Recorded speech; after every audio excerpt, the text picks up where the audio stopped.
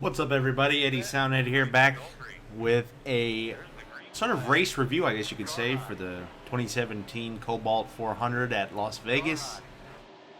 Kind of a mediocre race for the first 85% of it, and then, man, the end of that race was rather exciting. So I figured I'd react to that. Like I said, the first half of the race kind of boring. Kevin Harvick crashed out, hit the wall, blew a tire, and hit the wall going into turn one, pancaking the entire right side of the car. Kurt Busch had some battery troubles, it sounded like.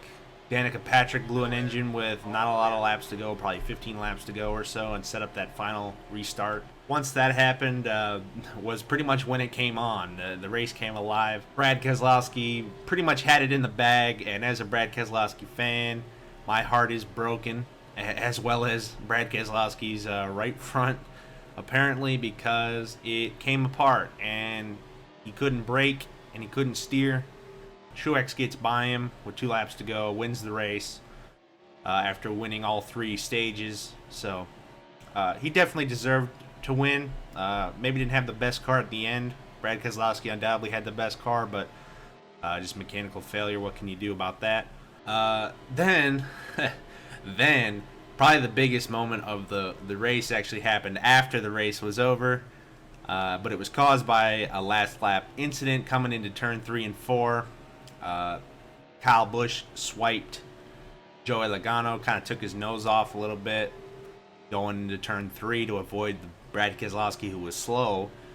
And then Joey went down into the corner, he says they say he got loose. It's kind of it's undetermined by me whether or not it was him genuinely getting loose. It looked like he got loose, but it could also be that he drove it in there and said, "Well, Kyle, you did that to me. I'm going to do this to you." It's kind of up to your discretion to decide which was which. Joey says himself that it was unintentional. You be the judge on that one. I really can't make a decision on that myself. I'll have to watch the video a couple more times. But yeah, and Kyle Busch spun down pit road, lost a lot of spots. I think he did cross the finish line, but not anywhere near where he was going to finish. I think he was running about 4th when he got spun. Joey finished 4th, side by side with Brad, which was pretty cool actually. And then it was on.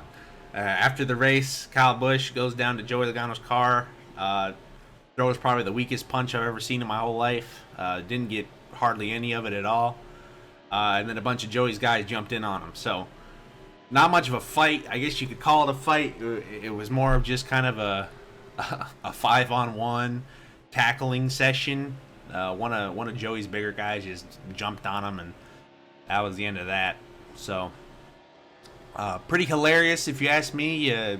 Kyle Busch got his forehead busted open. He was bleeding down his face for his interview. That was pretty funny.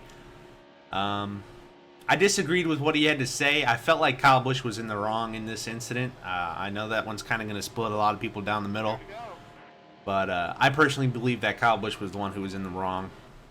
And it is what it is. That's racing. It was hard racing, and yeah, Kyle Busch, he's been guilty of it himself. Not that it's really even something to be guilty of. It just happens. We love it when it happens. Hard racing. A lot of fans like fights, but I don't really, like I said, don't really think you can classify that as a fight. Surely was better than the Townley and Gallagher fight, if you could even call that a fight, if it was more of a dance. But yeah, so that's pretty much Las Vegas. Like I said, kind of a mediocre race right up until the end.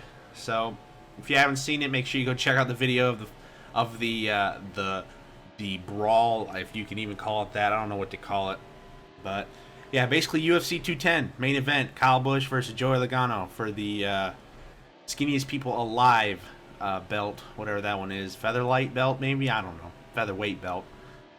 But Truex takes the win, as we do in this game, and yeah.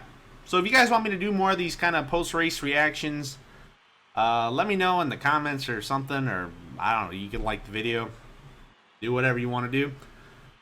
Because it's kind of fun, especially when the races end like that. That was pretty nuts. So yeah, thanks for watching, everybody, and I'll see you guys in the next video.